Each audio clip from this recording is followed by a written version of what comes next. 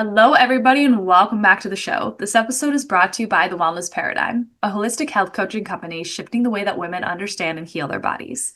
Through bioenergetic testing, functional lab testing, and functional nutrition, we uncover what traditional approaches often overlook.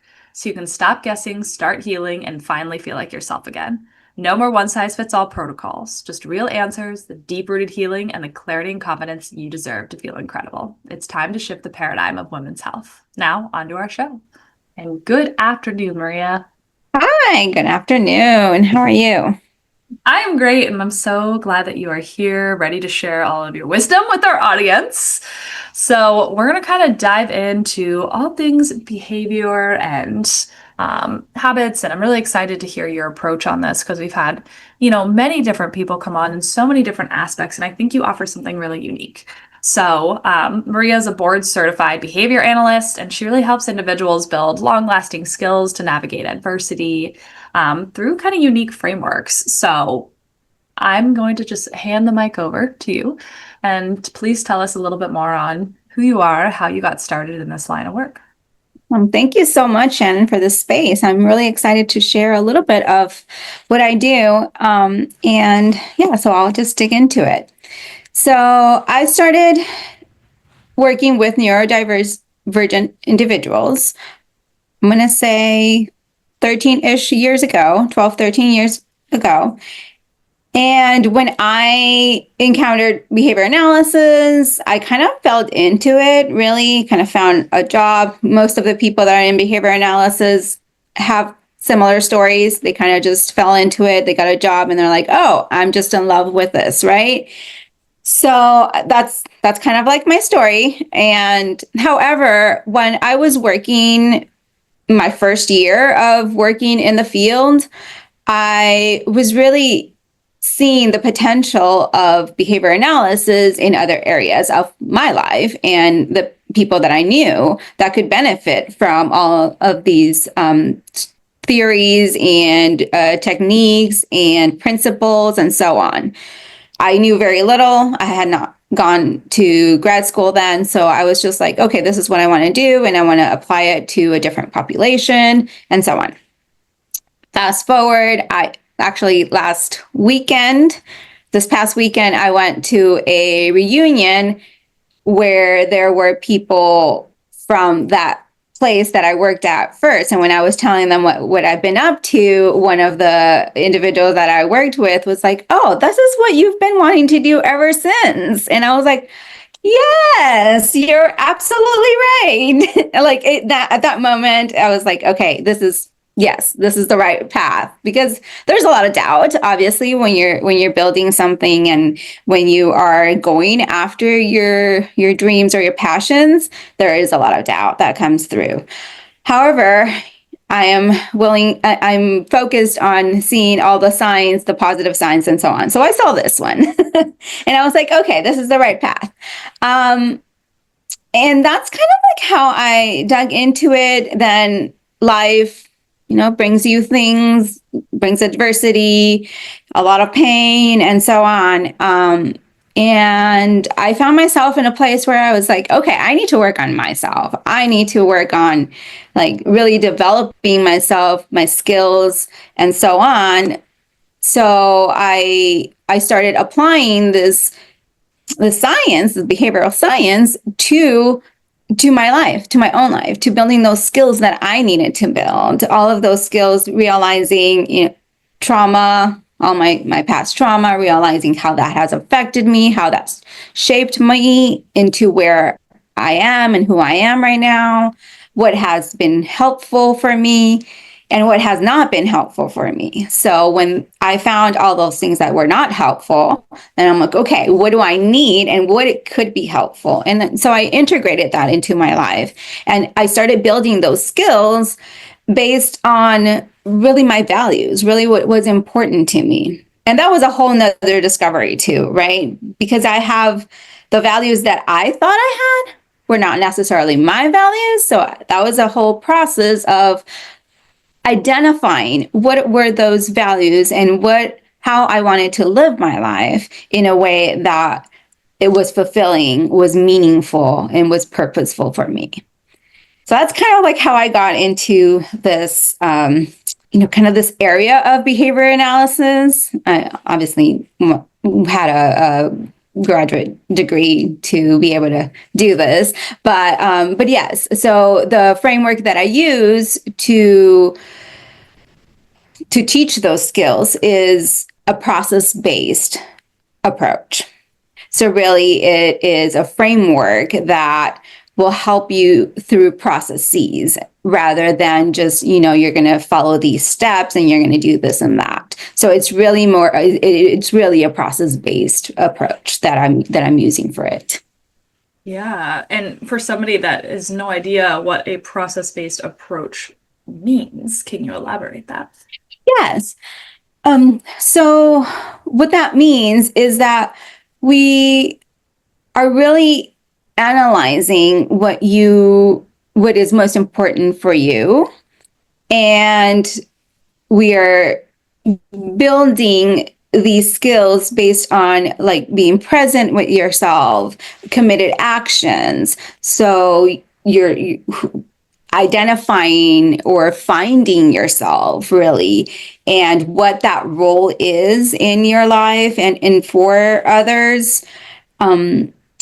We have, as I mentioned before, identifying my values was something that I had to go through, and it was a process to identify those.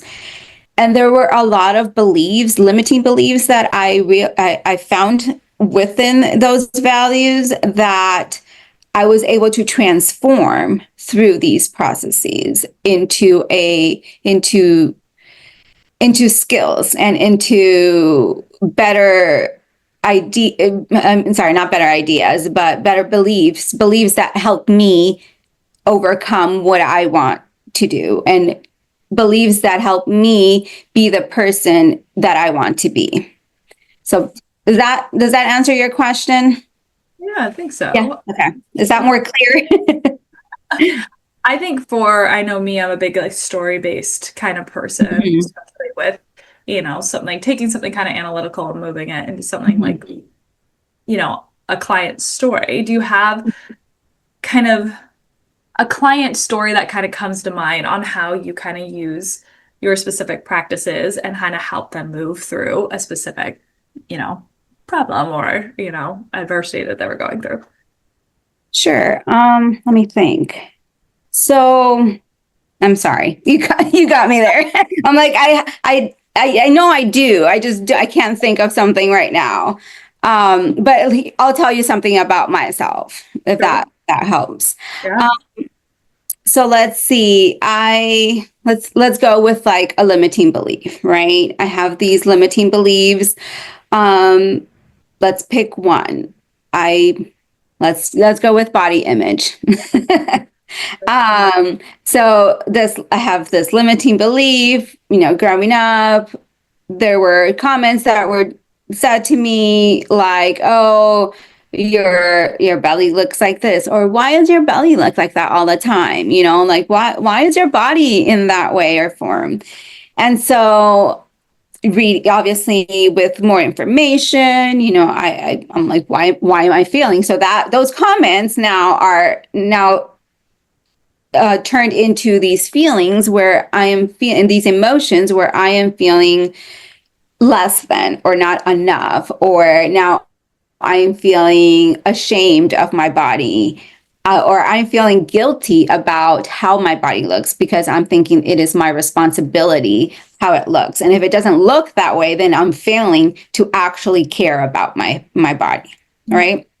And all of this is a process that is going in my head, no? And then now to be able to reframe that in a way where like, okay, no, again, with a lot of education and a lot of reading and a lot of learning about my body, learning about what happens to it when I don't know, when I eat this, also being very aware of my body, being very aware of like, okay, if I'm doing these exercises, is that helping me or not? If I'm eating these foods, is that helping me or not?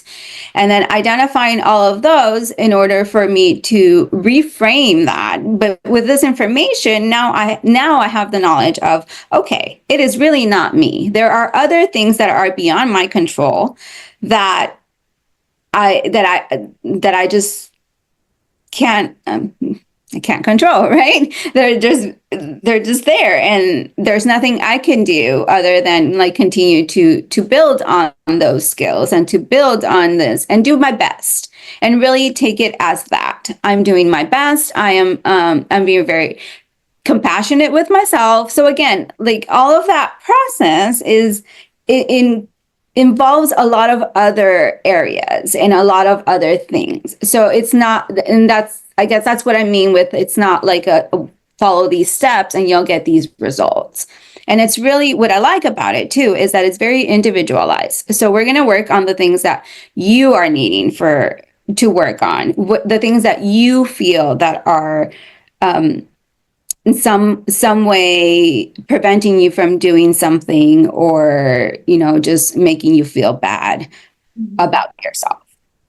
So that's that process of like going from that limiting belief into a more flexible and more a more flexible belief, being able to see different perspectives, being able to take into consideration other perspectives as well, and creating your own perspective on that particular situation that is really giving you that is coming with a lot of pain, and it's coming with a lot of adversity.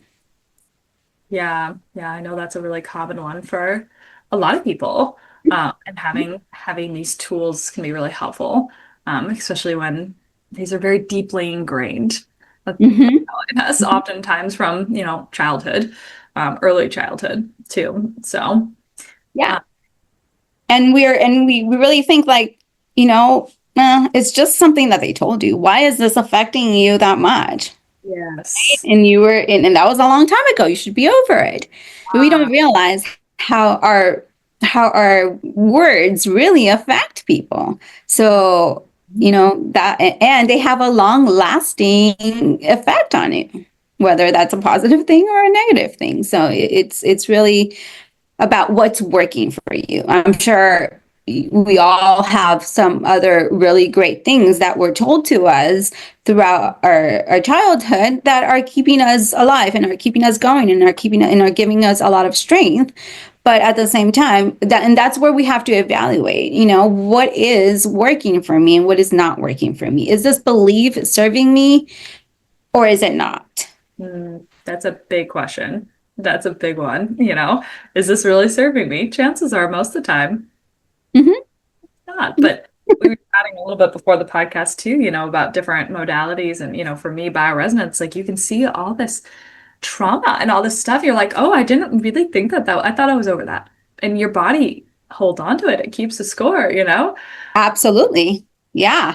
That's a crazy thing. And so being able to have, we talk about this a lot on the podcast, different tools and modalities to move through that is key. And I feel like, what are some of the feelings that clients typically have after sessions? My guess would be certain things like freeing, feel lighter, maybe not always, but what would be some of those like kind of key benefits that most people really walk away from, working? Yeah, you definitely feel a lot freer. You feel a lot, you have hope, because sometimes you lose that hope throughout the way. So you have hope, you have a little bit more of like energy and something to look forward to. It's not, it's always, it has to be somebody that really wants to work on it, because it does take work.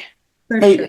It does take work, and it's not like I'm going to build this skill and in I don't know 2-3 days and I'm going to be golden. Because as you said, sometimes we think, oh, I'm over this. I've already processed this. It's happened to me multiple times. I've done this. I've processed this, and then suddenly I am in the streets talking to somebody and something just triggered me, and I was like, oh wait, I thought I was over this.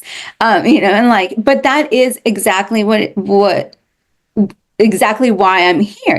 That is a process, it's a shaping process, as we call it in behavior analysis, right? We're shaping our behaviors, we're shaping that reaction, because a lot of times, most of the times, we are emotional human beings. So we react to our emotions if we are not aware, if we're not consciously aware of what we're doing, what we're feeling, what we're saying, what is going on within ourselves, what is going on around ourselves.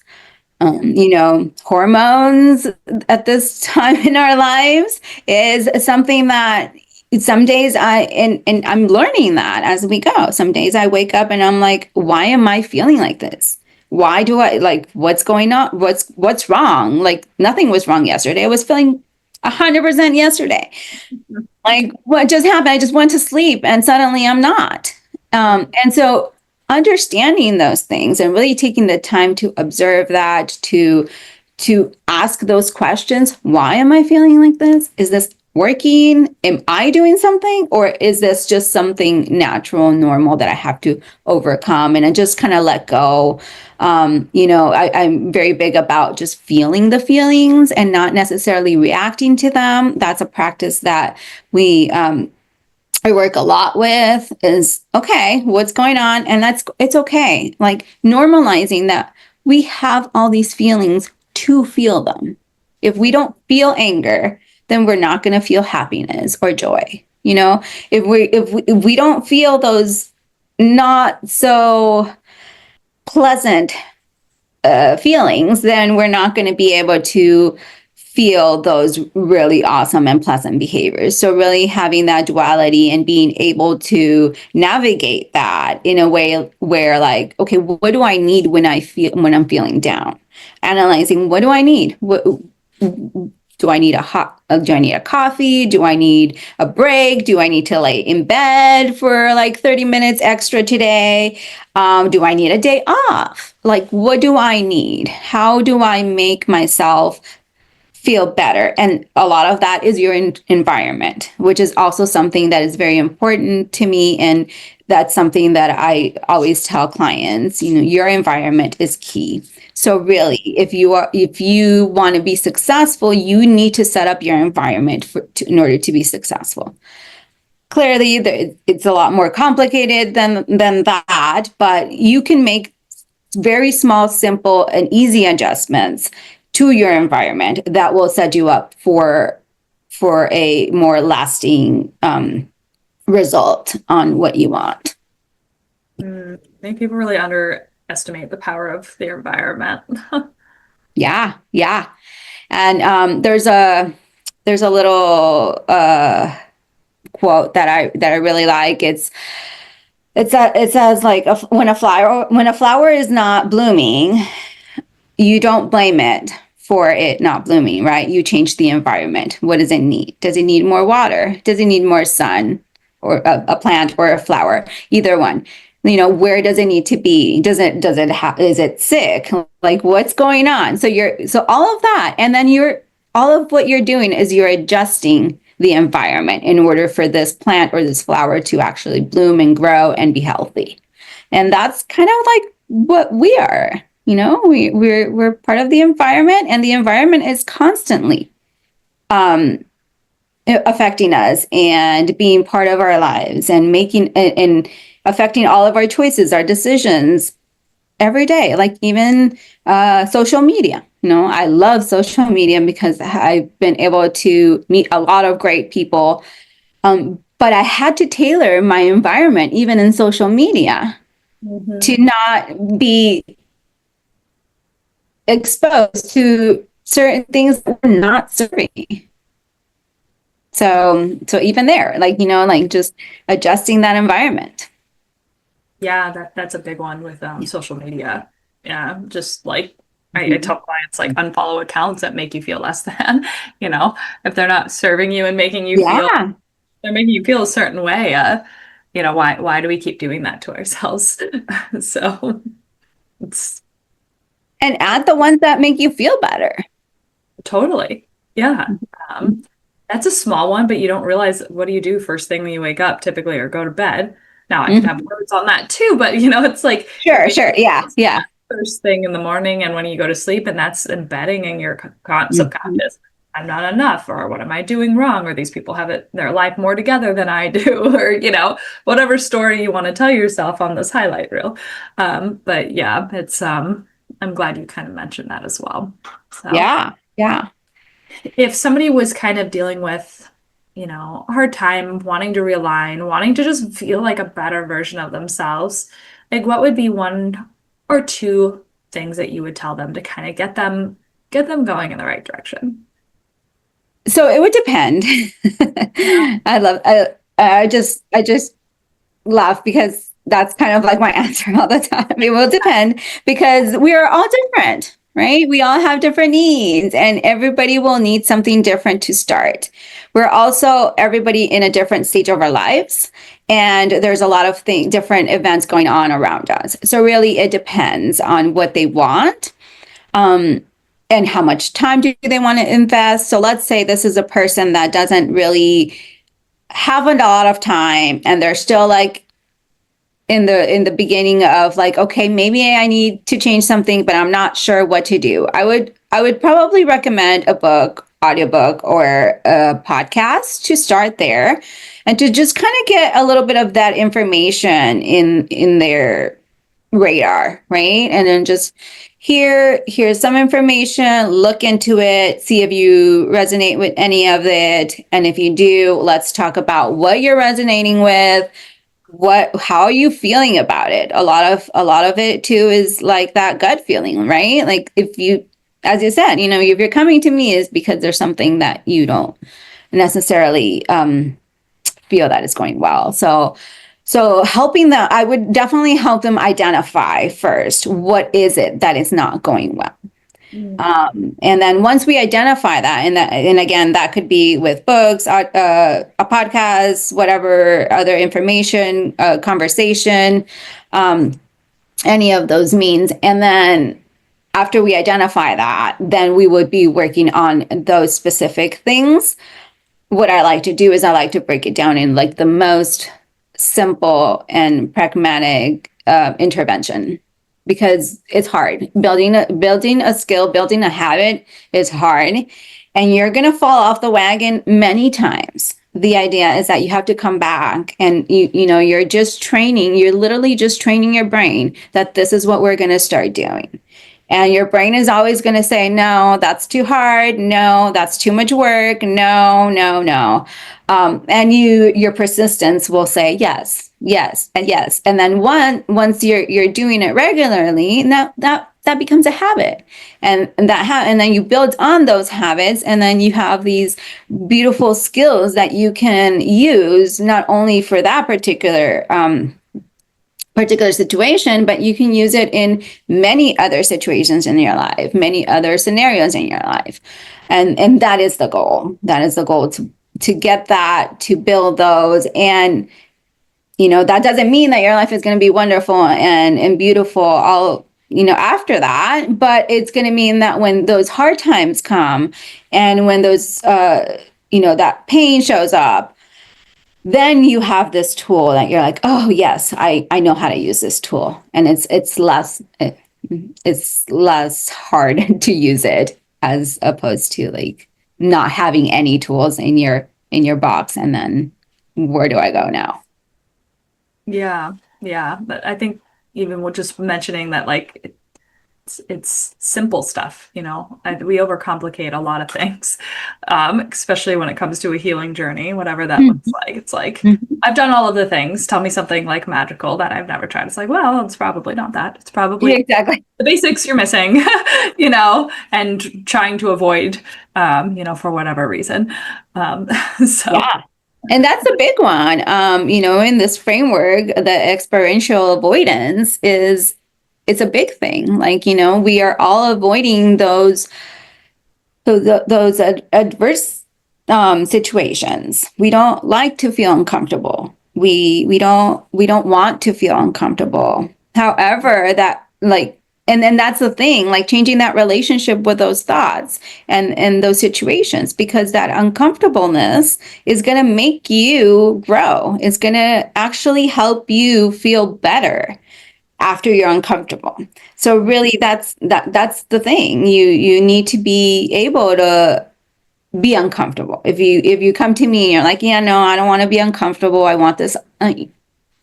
Yeah, that's going to be hard. And we may not have a lot of progress. But if you're willing to be uncomfortable, and my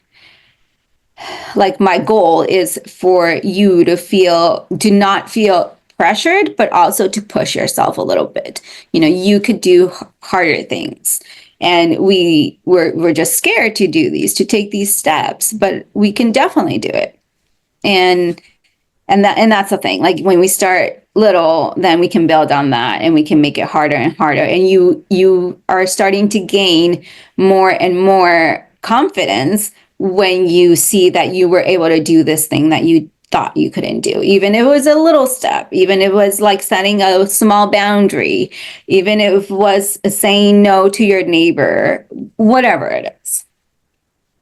You start building that confidence, and then you start making other changes, and you start feeling like, oh, I can tackle this as well, and then I can tackle this as well, and then you start bettering your life and like aligning it more towards what you are passionate about and what you like and what you value. Yeah, those little like everything adds up. Yeah. Not the one big moment, and always that's gonna change. Not that it can't, but it's those small moments, man. Don't underestimate them. Yeah. Yeah. No, it's literally the little things, the Yeah. little tiny things that make our days either wonderful or not so wonderful. Yes. But if people wanted to learn more about kind of like what you do, your process, where can people kind of learn more about what you do and connect with you? Yeah. So I'm on Instagram. It's little loopy, LUPI 05. And then I have Facebook, it's just Maria Ucan. And then LinkedIn, it's Maria Ucan as well. Awesome. Yeah. Well, thank you for taking some time and being here this afternoon with us. And thank you, listeners, for being here as well. Always appreciate you. And Maria, thank you. And we will catch you guys on the next show. Yeah. Thank you, Shannon. I love chatting with you. You too. Bye. Bye.